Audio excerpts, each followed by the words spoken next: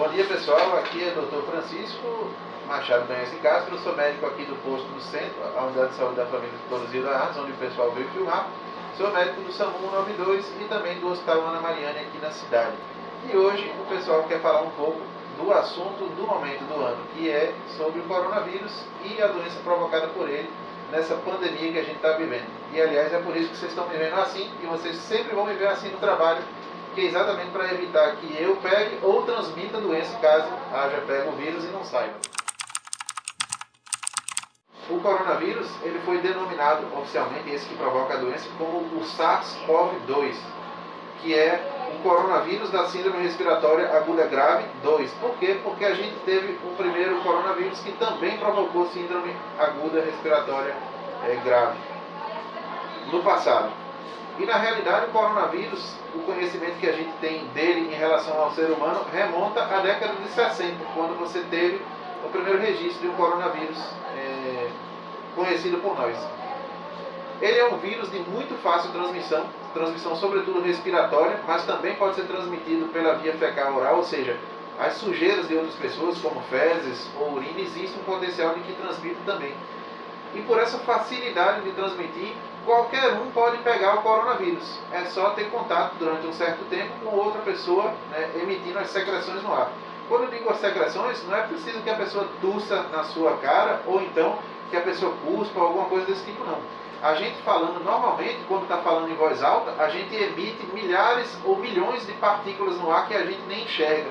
São chamados aerossóis. Além de partículas de saliva menores que a gente tem dificuldade de enxergar, mas que a gente consegue sentir com mais facilidade. Então, nem sempre você vai sentir ou perceber onde é que o perigo está, onde é que estão flutuando partículas que podem transmitir o vírus.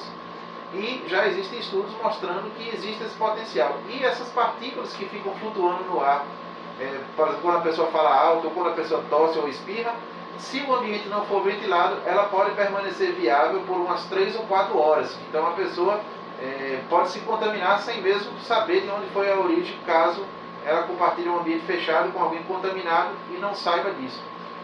Vale lembrar que os principais a transmitir a doença são aquelas pessoas que estão contaminadas e com sintomas, tossindo, espirrando, mas existe o potencial menor também de pessoas que não têm sintomas transmitirem. E como essas pessoas em geral vão ser a maioria, o potencial de transmissão, até mesmo de quem não tem sintomas, é muito grande. A Covid-19, que foi o nome que se pôs na doença provocada pelo SARS-CoV-2, pelo esse novo coronavírus. Por que Covid-19? Covid-19 significa Coronavírus Disease 2019, que começou no final de 2019, provocado pelo coronavírus. E a Covid-19 ela é uma doença que ela tem mais ou menos a seguinte proporção de acontecimento entre os seres humanos. 80% das pessoas, ou mais, até 90%, vão pegar o vírus e não vão ter nada demais. Às vezes não vão sequer saber de que tiveram contato com o vírus, porque a maior parte das pessoas não vão ter sintomas e por isso não vão saber, e por isso também não vão nem buscar o serviço de saúde para saber que tiveram o vírus, por exemplo. A gente vai notar isso só depois quando testar a população com teste rápido, por exemplo. Mas 10 a 15% das pessoas vão ter sintomas. A maior parte, ainda assim, vão ter sintomas leves, como se fosse, por exemplo, uma gripe ou um resfriado, que é tosse, uma falta de ar discreta, febre, pode ter nariz entupido, pode ter diarreia, pode ter vários outros sintomas, e alguns dos principais, inclusive, são perda do olfato e paladar. A pessoa perde a capacidade de sentir cheiro e sentir gosto. É muito comum também. E na maior parte das vezes vai ser só isso. E a pessoa vai melhorar com, sem ou apesar de remédio. Mas numa proporção um pouco menor, entre 5 a 10% das pessoas vão precisar de assistência médica. Inclusive ser internado, respirar oxigênio. E aqueles 5% que vão ficar mais graves vão precisar de vaga em UTI, respirador, equipe de UTI especializada para tratar direitinho a situação, em ambiente adequado. Então, é um vírus de muito fácil transmissão, pelo ar, pelo contato, abraço, aperto de mão, beijo, e até mesmo por outros tipos de secreções. Por exemplo, já se observou a presença de coronavírus viável em esgoto, nas fezes, e aí vai. Então é muito fácil de ser transmitido. E aí a probabilidade das pessoas pegarem o coronavírus em circunstâncias de vida normais, ou seja, as pessoas fazendo tudo que fazem normalmente no dia a dia sem se proteger, é muito alto. tem uma estimativa que diz que, em circunstâncias normais, né, se a gente não estivesse usando máscara e adotando as medidas de distanciamento e higiene que são recomendadas por todo mundo em saúde, uma pessoa é capaz de contaminar outras 3 a 5 pessoas. E aquela pessoa que se contaminou, por sua vez, ela contamina mais 3 a 5. O que significa que em um curto espaço de tempo, uma pessoa pode representar 415 infecções diferentes. Isso em circunstâncias normais, né? Se a gente não estiver usando máscara, a higiene adequada e o distanciamento que é recomendado. Então a probabilidade de qualquer um de nós pegar o coronavírus é muito alta. E se você deixar acontecerem as coisas normalmente na sociedade, a maior parte da sociedade vai pegar a doença. Até que se desenvolva um conceito que a gente discute, né? Que é imunidade de rebanho ou de massa. Quando 50 a 80% da população, dependendo da infecção, pega, se expõe ao vírus e aí com isso desenvolve imunidade e aí a capacidade de transmitir o vírus de uma pessoa para outra, como a pessoa que tem, ela vai encontrar outras pessoas que já tiveram e que estão imunes ao vírus, não vai ser tão alta. Agora, 50 a 80% da população pegar o vírus significa, de maneira descontrolada, muita gente hospitalizada e, consequentemente, muita gente grave e muitas mortes também. Então, a gente luta desde o início, desde aqui na Barra, desde março, para que isso não ocorra dessa maneira, né? Para que a gente tenha um controle da situação. E é claro que isso exige um bocado de esforço da população inteira. É chato, é desagradável, mas é pelo bem comum. É para que tenha menos doentes e menos mortes por consequência disso. A Covid-19, como boa parte de outras doenças virais, elas têm uma população que é mais crítica, sensível, não a pegar a doença. Pegar a doença todos nós podemos pegar, mas algumas pessoas muito provavelmente vão ter formas mais graves da doença. São elas idosos, sobretudo acima de 80 anos, e pessoas com doenças crônicas. Por exemplo, hipertensão, diabetes, doenças do coração, doenças dos rins, insuficiência renal, doenças do fígado, doenças respiratórias como asma ou DPOC, que é a sequela que fica do uso do cigarro ao longo do tempo nos pulmões.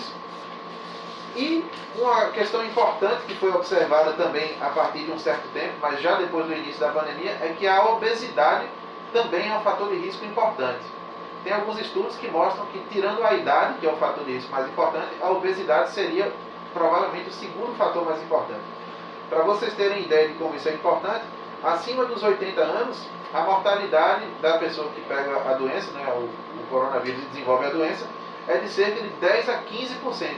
Ou seja, a cada 7 ou 8 idosos com mais de 80 anos que pegaram a doença, o mais provável é que um venha a falecer. Então é algo que a gente não pode permitir que fique descontrolado, até porque a população da gente tem muitos idosos.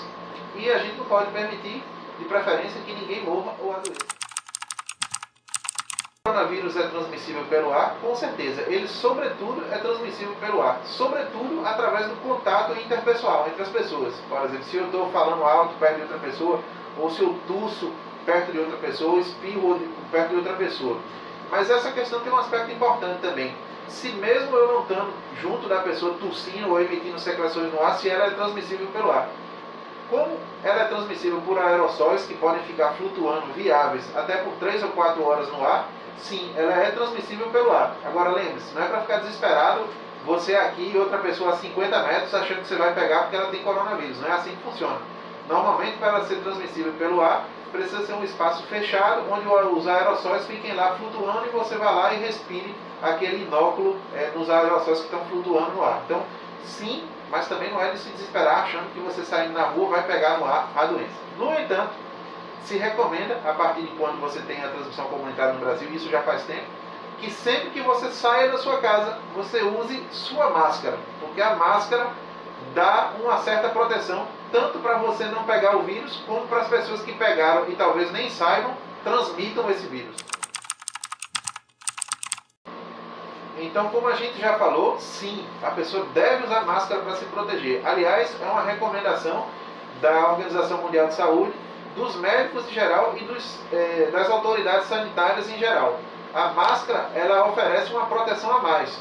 Isso não significa que você pode sair para qualquer lugar, pode abraçar todo mundo, pode fazer o que fazia antes da pandemia, só porque está de máscara, mas ela oferece uma proteção a mais. Tanto para você que está respirando o ar, quanto para a pessoa que está contaminada sem nem saber, por exemplo, quando ela falar ou quando ela tossir ou espirrar, boa parte daquele inóculo viral, daqueles vírus que ela está emitindo, vão ser retidos pela máscara. Então é importante todo mundo usar máscaras. Passou a porta de casa, usa máscara. E para as pessoas que estão com sintomas de gripe e não podem se isolar de outra maneira, até mesmo dentro de casa, para você evitar passar a doença para os seus familiares. Então, essa é uma pergunta interessante e é uma pergunta bem, vamos dizer assim, controversa no momento, controvertida. Né? Quais são os remédios que a pessoa com coronavírus ou com Covid-19 pode tomar? Até o momento, do ponto de vista científico, comprovado, que a gente pode divulgar, que realmente existe um perfil de melhora comprovado, você tem a dexametasona usado em pacientes, quando usado em pacientes com fenômenos moderados a graves da doença. Vale lembrar que nas pessoas que têm problemas leves da doença, também não tem nenhuma comprovação de que a dexametasona ajude. Existem vários outros medicamentos que ainda estão sendo estudados, porque demonstraram algum potencial de melhora em algum estudo mais restrito, no laboratório ou em pessoas. Mas não existe comprovação científica nenhuma definitiva de que tem algum remédio que vai ajudar a melhorar ou vai ajudar a pessoa a não piorar caso tenha um coronavírus.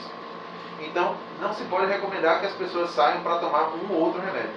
Agora, por outro lado, as sociedades médicas recomendam que cada situação seja individualizada. O médico, em conjunto com o paciente, em conjunto com as atualizações que apareçam, pode prescrever uma ou outra coisa. Mas aquela questão de, por exemplo, agora o que a gente está vivenciando nesse momento é uma corrida para ver quem compra ivermectina para usar, para se proteger ou para tratar.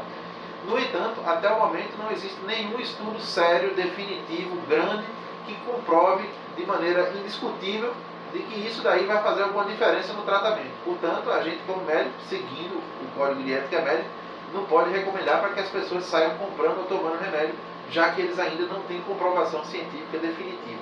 Então, o único que tem comprovação científica sólida, robusta para isso, é a dexametasona, quando usada em fenômenos moderados a graves.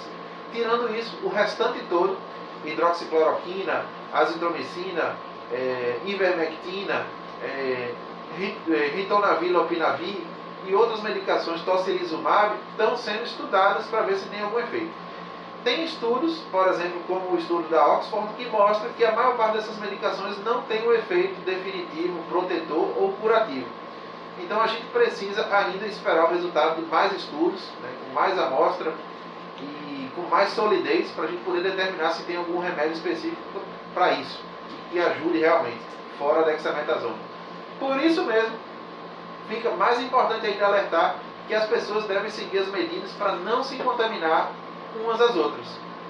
Porque com isso você não vai precisar nem tomar remédio.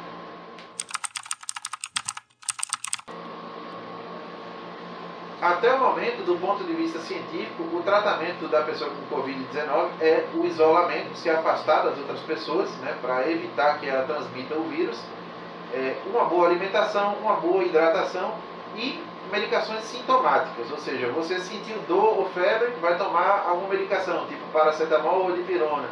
Você teve alguma tosse, dá para tomar alguma coisa para dar uma melhorada nesse perfil de tosse. Agora, se você começou a sentir falta de ar, tem febre alta persistente, ou qualquer outro fenômeno que dê para ser considerado como moderado ou grave, deve buscar o serviço de saúde, por exemplo, o hospital, para ser avaliado pelo médico, tanto sua frequência respiratória, quanto o seu estado clínico, quanto a sua oximetria. E aí, a oximetria a gente verifica com esse aparelho aqui, que é um oxímetro. Você verifica a saturação do paciente, bota no dedo e vê quanto o sangue dele está sendo oxigenado.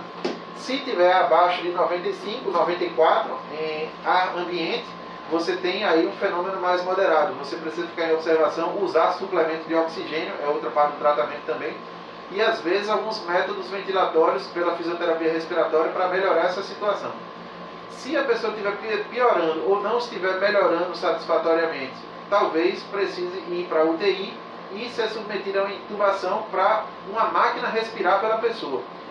E aí o que tem se observado é que quanto mais treinada é a equipe, quanto mais capacitada, com os recursos corretos, melhor a chance de sobrevida das pessoas. Então, no início da pandemia, existem dados que mostram que a mortalidade era mais alta nas pessoas que ficavam graves. E aí vai melhorando com o passar do tempo, porque se vai entendendo melhor a doença e quais são os fenômenos graves e como reagir a eles. Então o tratamento seria basicamente isso: suporte ventilatório, a dexametasona em casos moderados a graves, porque ela demonstrou realmente fazer uma boa diferença. Agora, claro, como a gente está numa pandemia, uma situação nova e diferente, provavelmente a maior parte dos médicos, quando se deparar com um paciente com gravidade, por exemplo, vai usar algumas dessas medicações que pode ser que beneficiem o paciente, mesmo sem ter comprovação científica definitiva. Aí vai da situação do paciente, do médico e do entendimento que ele vai ter com o paciente e com a família do paciente também. Mas nesse momento o tratamento é suporte ventilatório e dexametasona, que é o que é comprovado cientificamente, fisioterapia respiratória em ambiente intensivo com uma equipe treinada, ambiente que é o que vocês estão vendo, né? UTI Covid ou enfermaria Covid, para melhorar o perfil. Se não melhorar, aí a pessoa acaba indo para a ventilação mecânica, bota-se um tubo dentro da traqueia da pessoa para o aparelho respirar por ele e faz-se algumas medicações, antibióticos, por exemplo, dependendo da resposta ou de infecções secundárias que a pessoa possa ter. Tudo vai depender de cada situação. E nas pessoas que têm fenômenos leves, em geral, se faz apenas o tratamento sintomático, né? Até que se tenha certeza sobre alguma medicação definitiva. Mas claro, se você tiver com Covid, estiver sentindo alguma coisa, e o seu entendimento como médico mandar que seja usado uma ou outra coisa, ele vai prescrever o que julgar necessário. Sempre de preferência acompanhando as novidades científicas e o que aparece de tratamento que faz sentido com o passar do tempo e a evolução do estudo da doença. Então, o que uma pessoa que começa a ter sintomas que parecem com Covid deve fazer? Nesse momento, né, eu acho que é prudente procurar um serviço de saúde básica, né, o posto de saúde da família ou a unidade básica de saúde, para ser avaliado adequadamente pela equipe médica e de enfermagem.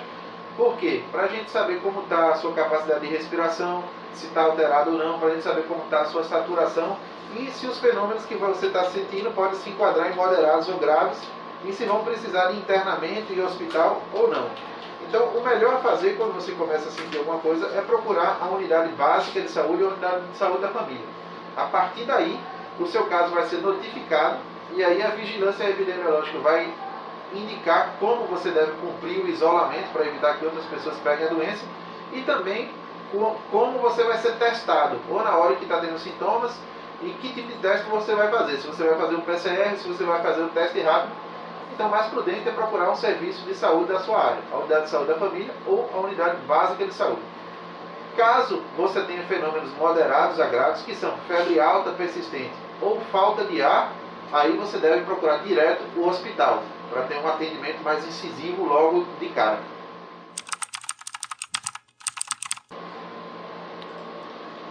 Primeiro que na vigência da pandemia, a gente recomenda que as pessoas saiam de casa o mínimo possível. Elas saiam de casa apenas para trabalhar, aqueles que precisam, ou para comprar mantimentos, comida, água, comprar remédios, ou procurar atendimento médico ou outro atendimento que seja necessário. Porque nessa hora a gente está num tempo de exceção em saúde. Então a gente deve se cuidar e cuidar da comunidade para que a doença não fique descontrolada e a gente comece, por consequência de doença descontrolada, a ver morrer gente.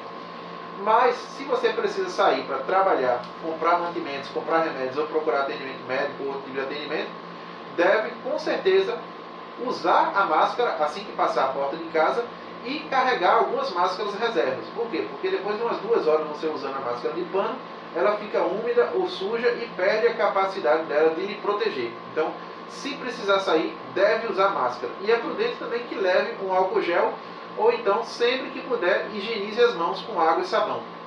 Álcool gel, água e sabão, água sanitária, diluída até de 1:10, e peróxido de hidrogênio, que se usa em serviço de saúde, são o suficiente para desinfetar superfícies do coronavírus. Inclusive as mãos da gente, sobretudo água e sabão e álcool 70. Então, esses cuidados. E procurar evitar aglomerações. Eu saí, por exemplo, encontrei 5 amigos ali. Evitar esses momentos, evitar churrasco, evitar festa, farra, tudo isso até que a gente possa ter um ambiente tranquilo que não propicie mais infecções e mais mortes para a gente voltar a fazer o que fazia antes, né? Então a gente tem que se cuidar nesse sentido. Quando sair de máscara, evitar aglomerações de qualquer natureza e sair na rua só para fazer o que for estritamente necessário. População de Barra, né? Meus concidadãos atualmente, se cuidem e cuidem da comunidade de vocês. Cuidar é basicamente seguir aquilo que as autoridades de saúde estão falando e fazendo já tem alguns meses, né? Distanciamento social, isolamento, a higiene e o uso da máscara. Então, evitar aglomerações de qualquer natureza, evitar ficar visitando uns aos outros, conversando uns um com o outro, evitar festas, evitar farras nesse momento, qualquer aglomeração. Quando você sair de casa, saia de casa só para o que for essencial e use máscara ao sair de casa. Os profissionais de saúde, como a gente agradece, porque muito menos gente vai adoecer se você seguir isso que a gente recomenda, e consequentemente muito menos gente vai morrer também. E a gente não quer que morra nenhum.